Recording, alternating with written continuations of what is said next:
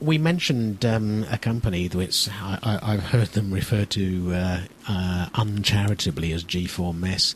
G4S have had what might be described as some supply chain problems, are currently having some problems. What's your take on that, Hugh? Well, of course, what we're being hit with is what the media want to tell us about it, so we don't really know the details behind it all. But, clearly they're in the business of supplying people. A particular skill of people, or giving those people a skill into it, and somewhere along the line, it's gone wrong. They've not been able to supply those people into it. I suspect they knew a little bit before, 2 weeks before the event, that something was going wrong. I guess that's probably a political decision as to when they choose to declare it. But clearly something has gone wrong in their supply chain somewhere along the line. And what I think is quite interesting is when you read and hear the stories on the news, it isn't necessarily the things you'd think that are going wrong that are going wrong.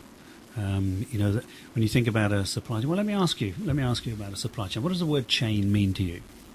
Well, I think one of the things that jumps to mind is, as Anne Robinson would tell us, that a chain is only as good as its weakest link. Absolutely. Things are linked together. That's the point. There are dependencies up and down. One thing has to happen before another can happen, and so forth. And you have this chain of events.